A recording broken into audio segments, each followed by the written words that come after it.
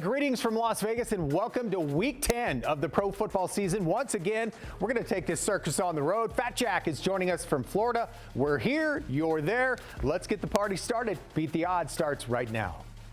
From our Las Vegas studios, this is Beat the Odds, sponsored by Superbook Westgate Las Vegas.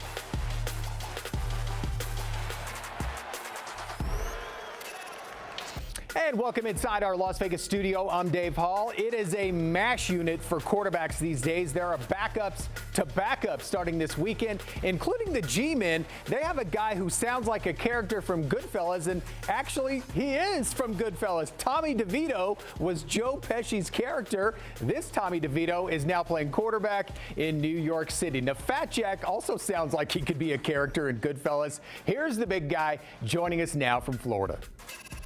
Hey guys, Fat Jack here, and Beat the Odds is on the road in South Florida. Now, why Florida? A couple of different reasons. Number one, this is the state that may be instituting sports gambling over the next couple months and is projected to be one of the top sports gambling states in the country.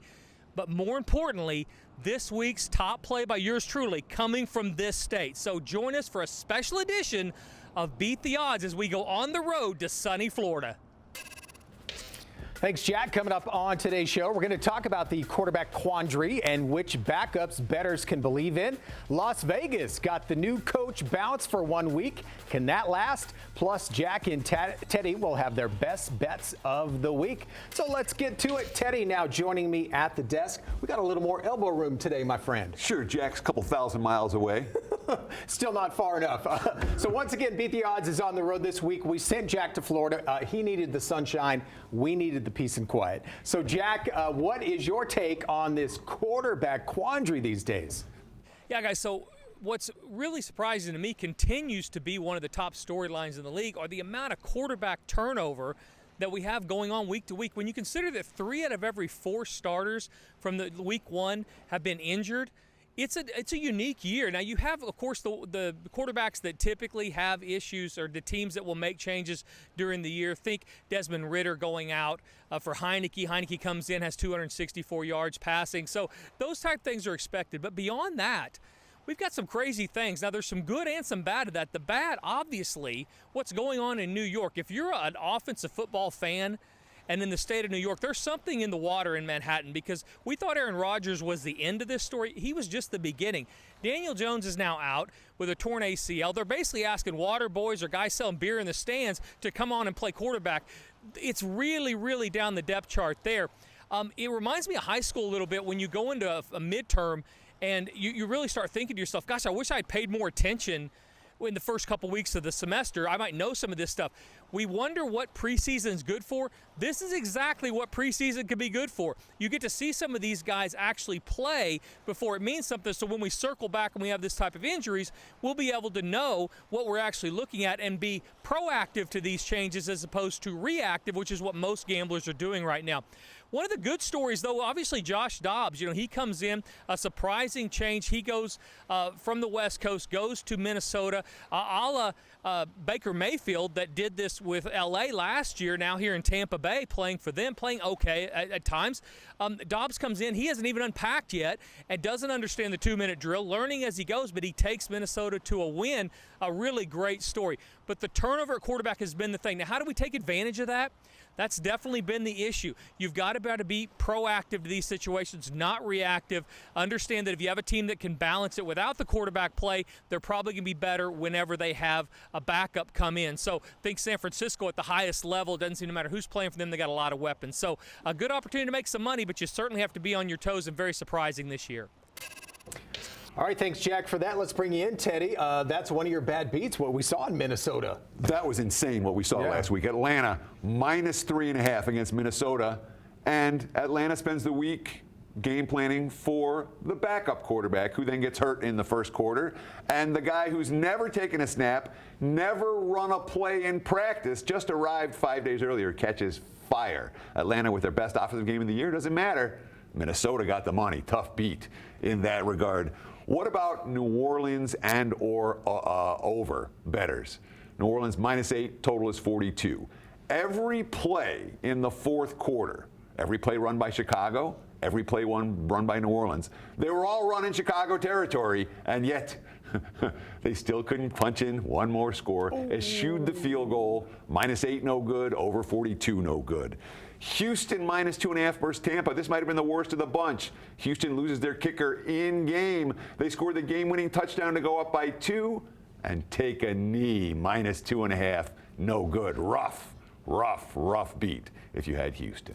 Hey, real quick, Teddy, we saw Las Vegas got a new coach, look like a whole new team. Is that sustainable, or is that going to be a one-week bounce kind of thing? So the new coach bump is something that's real across sports, hockey, basketball, football. It tends to be a one-game thing. It doesn't always last forever. Certainly, what Las Vegas did last week was brilliant. I'm not convinced they'll do it twice in a row. All right, well, thank you, Teddy. Chalk up another good weekend for the Joes. The sports books took it on the chin here in town. Mariah is at the Superbook Westgate, Las Vegas, with more on that. Thanks, Dave. I'm here with Executive Director of Superbook Operations, Mr. John Murray. It's good to see you. We are now in Week 10, but I want to go back to last week. How did you guys do here at the book? Week 9 wasn't very good for us. Too many public favorites won. We could have really used Dallas in the afternoon, but Philadelphia got there. They won by 5. The book did not do too well. Now, speaking of last week, there were some shakeups, especially here in Las Vegas, in the coaching personnel, the quarterback situation. Obviously, they're taking on a better New York team this week. Do you think they can keep it rolling? You know, generally a team will get a bump when they replace their coach, especially if the coach is not very popular in the locker room. I think we saw that last week with Las Vegas. But remember, this week they play the other New York team. Their defense is quite a bit better. It'll be an interesting game on Sunday night. And I want to talk power rankings because I know that they do go into setting the lines. There have been a lot of surprises on this week's, at least from the league website, but what's jumped out at you? Well, Buffalo is struggling a lot right now, so number 11 sounds right. Although, remember, they have played a very difficult schedule. I think Cincinnati at number 9 is way too low. I would say the power rankings, they tend to overreact to what we just saw, and teams are moving up and down wildly because I can't remember any season like this one in terms of quarterbacks getting hurt, quarterbacks getting replaced. You got to keep refreshing every week because it's changing in a hurry. And here at the book, how do you guys address those quarterback changes? You've got to be willing to change your numbers in a hurry. The main thing you're looking at, who is the backup and how much worse is he than the starter? In some cases, there's no difference at all. In some cases, I think the backup is actually better. All right, John, thank you so much. Dave, we'll send it back to you in studio.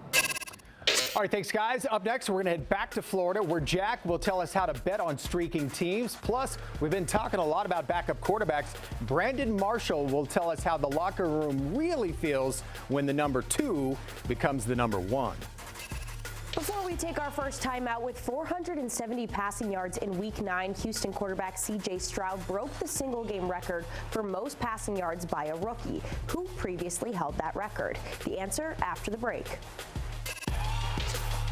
Beat the Odds is sponsored by Superbook Westgate, Las Vegas.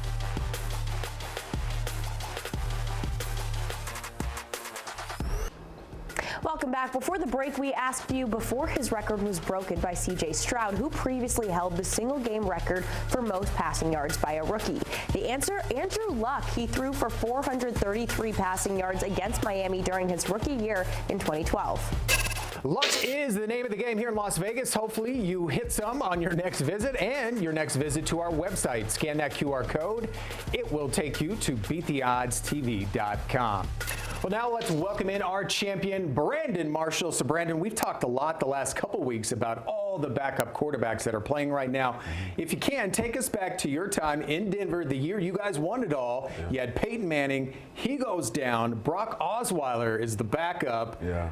Like, what were you guys thinking and saying at the time? Yeah, our confidence level definitely took a hit, because at the time we were about 8-2. We're still at the top of the AFC, and we had all the momentum, but when Peyton went down, it's like, oh, man, here we go again. It's always something. Sure. You know what I mean? So, look, at the end of the day, to media, to Brock, we would, we had confidence, we showed confidence, we let them know, we got your back, because our defense was playing stellar. Yeah. But at the end of the day, behind closed doors, we still were like, oh, my God, we made might not win it. We may not have a chance. And so when your confidence levels, get shaken a little bit, we had to lean into each other. But once we saw him play against Pittsburgh, we was like, okay, hold on. We might have something here. Brock Steele, he looks like he's something, even though he was unproven. Won you over, kept you guys afloat, and you ended up winning the whole darn thing. Absolutely. So worked out for you guys. Here in Las Vegas, it's been a wild couple weeks. Blew out the entire coaching staff, GM, get a new coach. They look like a brand new team. Yeah. Like, can one person in charge make that much of a difference, or was this just a blip? Well, I'm going to say yes, right? Because at the end of the day, they were playing New York, right? And, without, Daniel Jones got hurt. Right. It's not a great team, but at the end of the day, this is the first time Vegas put up 20 points or 30 points in a game this season. So, from what I'm hearing around the league, Josh McDaniels almost creates like a cloud type of situation over the organization and the locker room. People don't want to play for him, right? But when you have a coach that you want to run through a brick wall for, it just changes the dynamic, of the team. It can change the trajectory of the season. And the thing is, like, when they fired the offensive coordinator too, so they put different people in place to say, okay, you know what? Let's give these players the best chance to succeed. So Josh McDaniels, it looked like he was holding them back. Yeah, they definitely look like they were playing fun and carefree and loose. Now they play the other New York team next. Yeah. Is this sustainable? Is Las Vegas still in this thing? I'm looking forward to seeing it, because Aiden O'Connell looks good, right? He looks like a good quarterback. Defense played pretty good. Josh Jacobs, they ran the ball with him. He was the rushing leader last year. I was always saying they need to feed him, but they haven't been feeding him. So, I think it is sustainable, especially against a New York team who isn't great. Right. And they got Zach Wilson at the helm, so they're not going to score a lot of points. So it's definitely going to be a good game for this one. All right, Brandon Marshall, as always, thank you, sir. Appreciate you. All right, let's head back to Florida now, where Jack is streaking. Oh no, my bad. He's talking about streaks. Whew, that was a close call, Brandon. Jack, take it away. So we're talking about streaks today. There's types of streaks. There's streaking, obviously. Some can be good, can be fun. There's losing streaks. There's winning streaks. Let's focus on winning streaks, not only from a team perspective, from a gambling perspective. How do we take advantage of these streaks? From a team's perspective, understanding how you handle losses after a big winning streak is as important as anything. You don't want one loss to become two losses. There's a ton of parity in the league. Defensive coordinators are watching what you're having success at, and they're making those adjustments. Teams like Jacksonville that's on a streak right now, Baltimore, Kansas City ran off 6 straight before losing to Denver. After those losses, how do you rebound and not make one loss turn into 2 or 3? That's important. Mixing it up, thinking of things critically each and every week from a game plan standpoint, understanding that people are watching, and if they see you have success, they're going to want to neutralize that and make you do something else. From a gambling perspective, it's almost easier to take advantage going contrarian to these streaks. Once teams are streaking, either positive or negatively, and certainly positively, value's left the building. All right, there's no value. You're giving more points than you're supposed to, and in a league full of parity, you can't follow those streaks as it relates to the number each and every week. So finding those spots where maybe teams are in the middle of a winning streak, but it has a lot to do with turnovers, 4 turnovers, plus 4 turnover the category, those type things. You can then go contrarian to that, not expecting them to continue being plus 3 or plus 4 in the turnovers. From a gambling standpoint also, this is the time. It's never good to press your bet up when you're losing. That's how you go broke, and you're having to deal with your Uncle Eddie who says he knows everything about sports gambling at Thanksgiving, and you can't bet because you're broke because you've chased a losing streak. Winning streaks are the time to go ahead and push it up. I personally am more conservative than most in this category. A lot of guys will say, hey, if you run off 11-2, 12-1, those type weeks, which I had a couple weeks ago, you should be doubling or tripling your bet going forward. I go up 50% at the most, so raising your bet during winning streaks always a good way to capitalize on profit in these streaks, but always be careful. Remember parity, and you've got to stay out in front of that curve. Think critically each and every week if you're betting these games, because streaks are made to end, and they'll happen if you're not careful, and you don't want to be on the wrong side of that. And the wrong side of that, Teddy, is losing streaks. Sure, exactly. And Jack got to talk about winning streaks. He's been winning all year with his best bets. I had Seattle last week, plus the points in Baltimore, and that was as bad a loss as you're going to get. So I get to talk about losing today. But there's 2 things I want to talk about here. One, personally. All right, the most important thing, if you personally are in the midst of a losing streak, breathe. Don't panic. Don't lose focus. don't bet bigger. Jack talked about that. Focus on betting what you know, and maybe you do want to ride some streaks if you're struggling with your own wagers. When it comes to teams that are struggling, look, against the spread, look at Buffalo right now. Pretty good team, dismal point spread record. They've been overvalued and may well continue to be overvalued moving forward. Look for some teams that are pretty good with bad spread records. Seems like Atlanta, New Orleans, Denver's decent teams that have struggled early on. They could be moneymakers moving forward. All right, good stuff from both of you. They may be separated by 2,300 miles, but Teddy and Jack are still ready to battle. It's our player prop showdown. See which baby-faced quarterback they're going to start arguing about next. Before we head to break, in Week 9, New Orleans quarterback Taysom Hill threw a touchdown, caught a touchdown, and led his team in rushing. He's the 6th player since 2000 to accomplish such a stat line. Who are the other 5? The answer after the break. You're watching Beat the Odds, sponsored by Superbook Westgate, Las Vegas.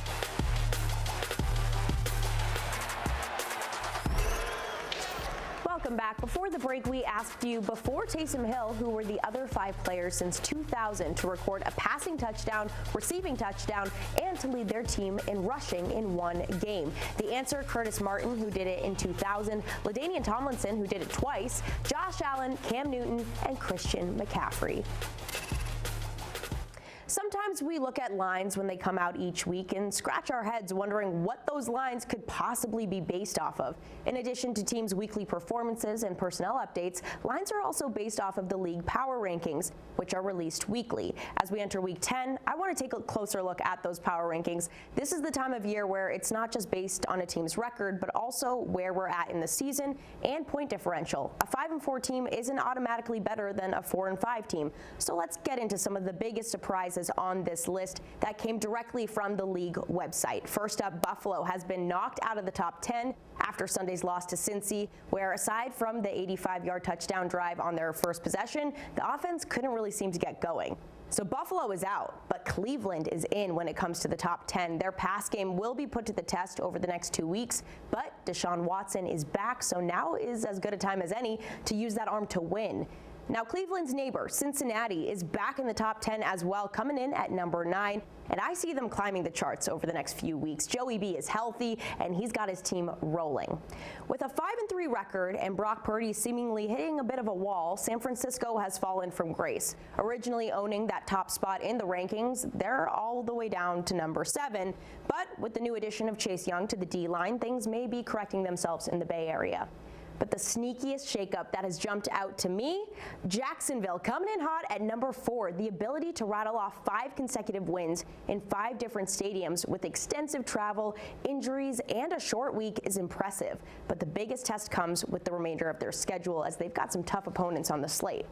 And how about Baltimore? Just blowing past everyone, ranked at number 2. Yes, Lamar Jackson has been excellent, but the defense is no joke. Baltimore leads the league in points allowed with just 13.8 per game, ranks 2nd in yards per game allowed with 262.2, and 3rd in sack percentage at 9.4%.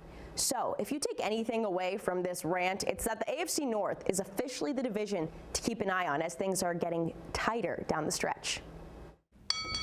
All right, these guys haven't seen a gym since indoor plumbing was invented, but no matter, it's Teddy against Jack in our player prop showdown. Today, the boys will debate Jordan Love. Will he or will he not throw a pick this Sunday? Jack, make your case.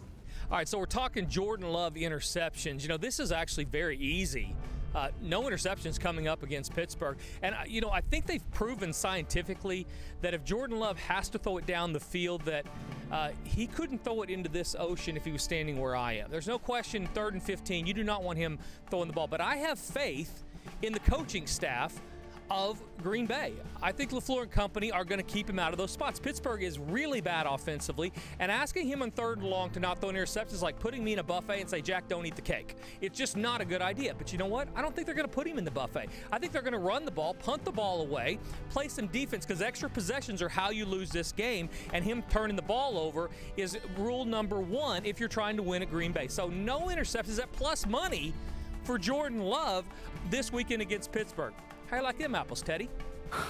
Look, Jordan Love, yes, will throw an interception in Pittsburgh this weekend. And let me start with this. I like Green Bay. I've got Green Bay over 7.5 wins, knock on wood, maybe they'll get there. But Pittsburgh, 7 different players have already recorded an interception this season. Pittsburgh, number 2 in the league in creating turnovers so far this season. So that's what they do. And meanwhile, Love, well, in the last 6 games, he's thrown interceptions, 5 of those 6 games. He's thrown 8 picks during that span, and he's 2nd in the league in total interceptions this season. Put it together, juice worth laying. Jordan Love to throw a pick.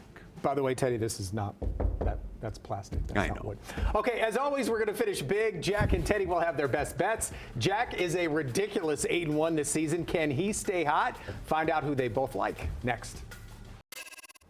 All right, welcome back to Beat the Odds. I think Jack might have kicked his camera into the ocean, so I am going to attempt to present Jack's best bet. He is 8-1 so far this season, so I hope he doesn't jinx it.